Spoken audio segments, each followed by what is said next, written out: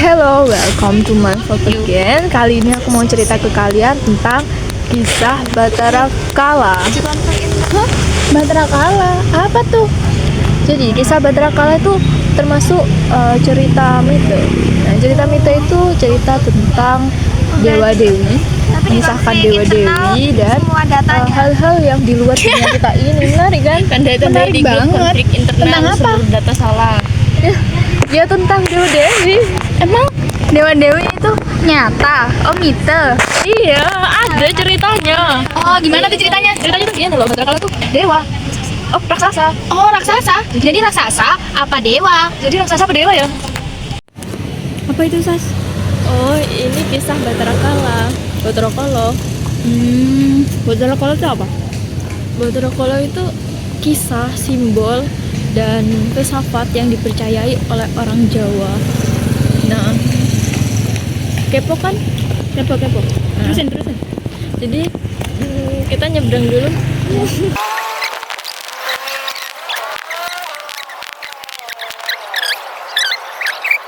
Kisah ini berawal dari yang pertama tuh dari Batara Guru.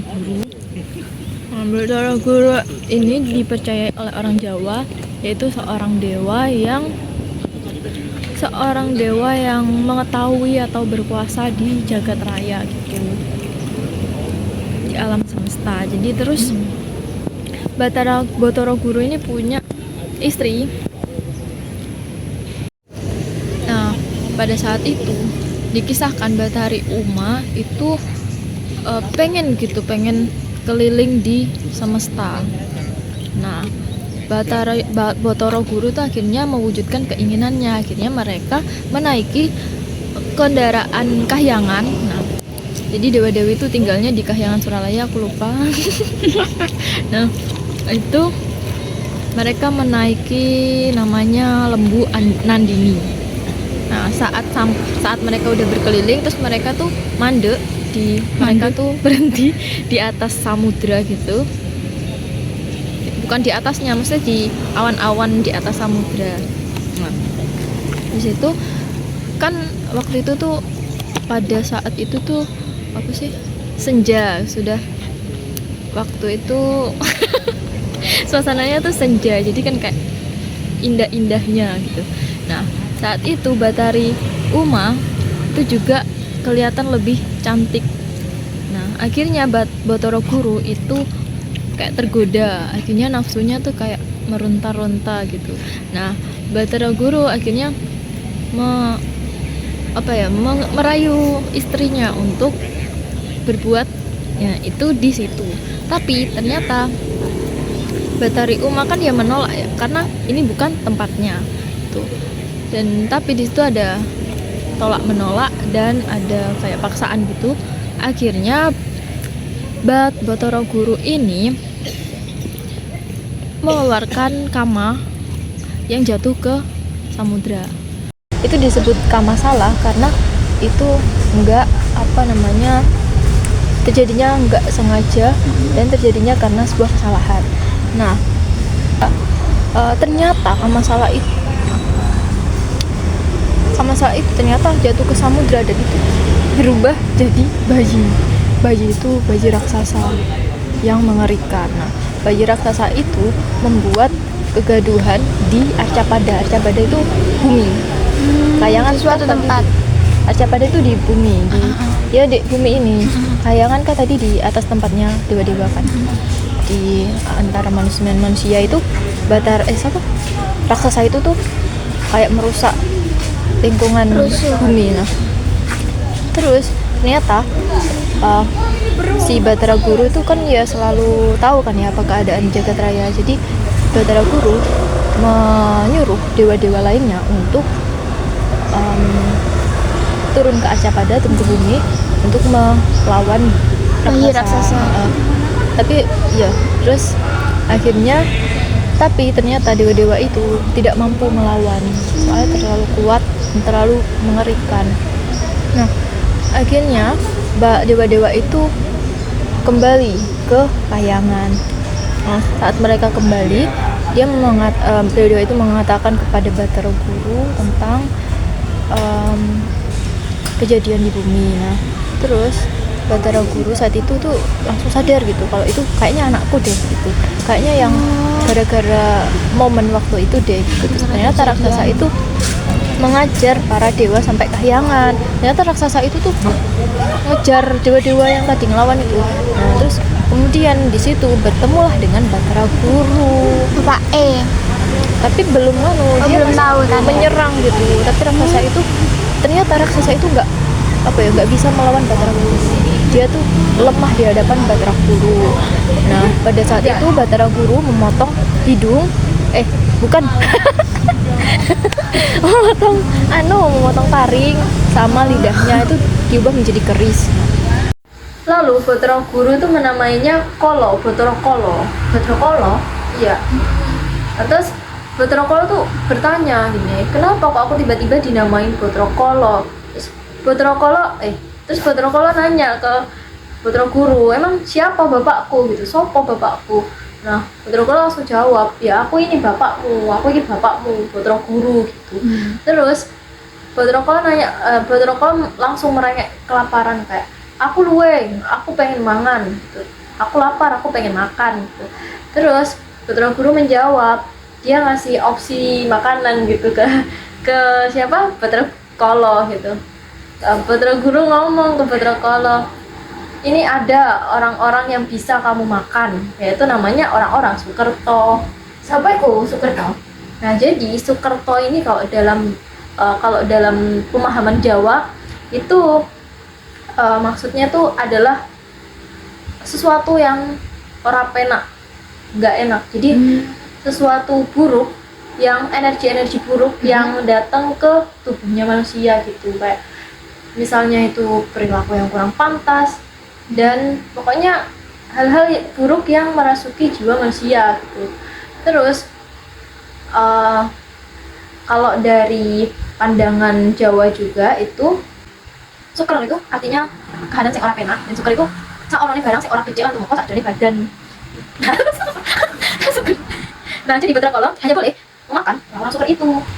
Nah orang suker itu dalam pembagian umumnya itu dibagi menjadi dua. Apaan? Nah, yang pertama itu orang yang cara dan keadaan lahirnya itu kurang baik. Kalau dalam perhitungan Jawa mungkin ya. Terus dan juga yang satunya ini orang-orang yang melakukan hal-hal yang kurang pantas, yang melenceng, menyimpang dari norma-norma yang berlaku di masyarakat. Nah, jadi kalau pengen tahu lebih lanjut ya, berikut ini adalah pembagian orang-orang suker. Ada banyak banget guys. Ayo kita tarik bareng-bareng. Ayo, tutup ya.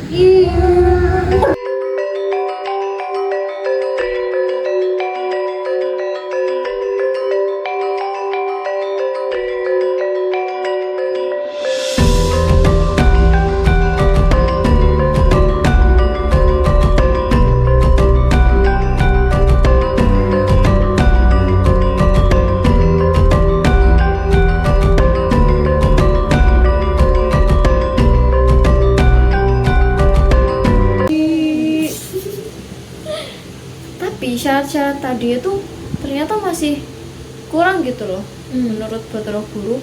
Jadi Batara Guru kayak masih ragu-ragu untuk melepas Batara Kolo. Akhirnya Batara Guru ngasih syarat lagi nih buat Batara Kolo. Dia tuh merajah ke dahinya Batara Kolo. Raja itu kayak semacam tato gitu. Nah itu dirajah dengan Raja Kolo Cokro. Raja Kolo Cokro itu dinamai dengan sastra Pedati, yaitu sastra sebagai pengendali. Itu yang mengendalikan angkara murkanya Batara Kolo itu tujuannya. Dan yang bisa, syarat ini tuh gini, yang bisa membaca raja itu tidak boleh dimakan sama Batara Kolo itu.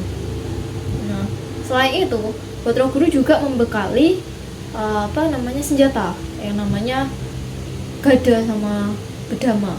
Nah itu gunanya untuk sebagai syarat kalau mau membunuh orang, Batara Kolo itu harus membunuhnya dulu, jadi nggak boleh langsung dimakan kalau pengen makan orangnya.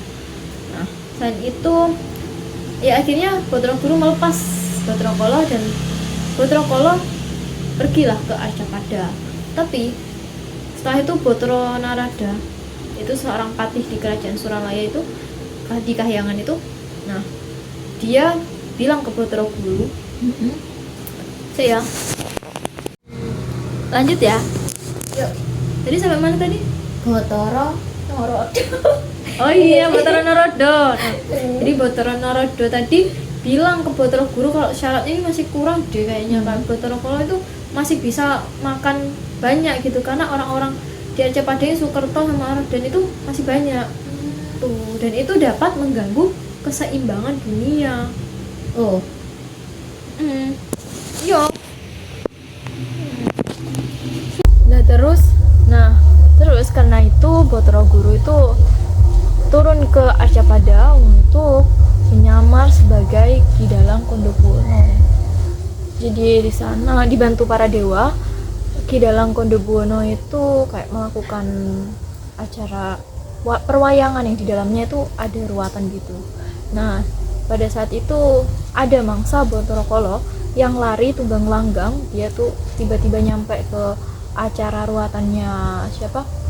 Ki Dalang Kondobuwono. Nah, dia bersembunyi di sana. Kemudian Batara Kala itu datang, nyamperin mangsanya tadi yang lari ke situ. Terus dia kayak dihalangi gitu sama Ki Dalang Kondobuwono. Akhirnya Batara Kala itu kayak sebel gitu. Kamu siapa? Dia bilang ke ke siapa tadi? Ki Dalang Kondobuwono. Itu bilang, "Kowe sopo? Kok iso ngalang-ngalangi aku? Emang tuwek sopo? Aku apa kowe?" gitu. Kamu kok menghalangi aku? Tua siapa? Aku apa kamu? gitu. Terus sih kok Ki Dalang Kondobuwono bilang gini, ya aku lebih tua gitu, aku lebih tua karo teko kowe, aku saurunge ada jagat, saurunge ana jagat aku wis ono, sebelum ada dunia aku ini sudah ada, dia bilang gitu. Kemudian Batara Kala tuh kayak masih nggak percaya gitu, kok iso sebelum ada jagat kamu sudah ada gitu, berarti kowe pinter gitu, berarti kowe iso jawab kabeh pertanyaanku. Coba saiki aku ngekei kowe pertanyaan, awakmu iso jawab apa gak? Lah awakmu iso jawab, tak akoni kowe luwih tua teko aku. Dia bilang, jadi Batara Kala itu bilang, kalau kamu bisa jawab semua pertanyaanku, aku akan mengakui bahwa kamu lebih tua dari aku gitu. Akhirnya Batara Kala bertanya, yang pertama kali yang dia tanyakan itu adalah sopo bapakku gitu, siapa bapakku. Akhirnya Ki Dalang Kondobuwono tadi bisa jawab Batara Guru gitu, dan semua pertanyaannya Batara Kala itu ternyata bisa dijawab oleh Ki Dalang Kondobuwono. Dia bertanya tentang, sekilas pertanyaan Batara Kala itu tentang ciri-cirinya bapaknya, ciri-cirinya Batara Guru. Nah, akhirnya siapa tadi? Ki Dalang Kondobuwono. Iya, Ki Dalang Kondobuwono itu Ki Dalang Kondobuwono tuh bisa menjawab semua pertanyaannya Batara Kala. Nah, dari situ Batara Kala tuh langsung kayak mengakui bahwa dia kalah dan dia patuh kepada Ki Dalang Kondobuwono. Dia menaati semua perintahnya Ki Dalang Kondobuwono, termasuk pas waktu Ki Dalang Kondobuwono bilang, "Ngaliyo, ojo ganggu acara ruatan iki. Pergilah, jangan mengganggu acara ruatan ini." Nah, dari situ maka lahirlah tradisi ruatan yang tujuannya untuk menghindari Batara Kala gitu, menghindari kayak hal-hal buruk yang menimpa. Nah, tadi kan sudah siapa kan mangsanya Batara Kala sudah bersembunyi di acara ruatan, jadi ceritanya kayak gitu. Terus tradisi ruatan itu kayak gimana ya, Mbak? Jadi tradisi ruatan itu tradisi yang dipercaya oleh masyarakat Jawa, yaitu dalam merawat, meruat, terus membersihkan diri, membebaskan diri dari hal-hal yang berpotensi mencelakakan. Jadi kayak misalnya ada permasalahan hidup yang dapat kayaknya ini dapat kayak ngasih energi buruk gitu kepada manusia, kepada diri, maka dari itu masyarakat Jawa itu melakukan ruatan. Biasanya ruatan itu ada di acara-acara perwayangan gitu. Nah, terus juga pokoknya kesimpulannya itu mereka itu menganggap bahwa Luwatan ini bisa menghindarkan diri dari santapan Botro Kolo itu sendiri. Nah, karena mereka menganggap bahwa Botro Kolo itu sebuah simbol. Jadi kolo itu artinya kayak hal-hal yang buruk gitu. Dan kolo pun juga bisa diartikan sebagai waktu. Dan dalam konteks waktu itu masyarakat Jawa itu percaya bahwa waktu itu sangat berharga, sehingga mereka memikir bahwa waktu itu harus dijaga dengan sebaik-baiknya kayak gitu. Terus juga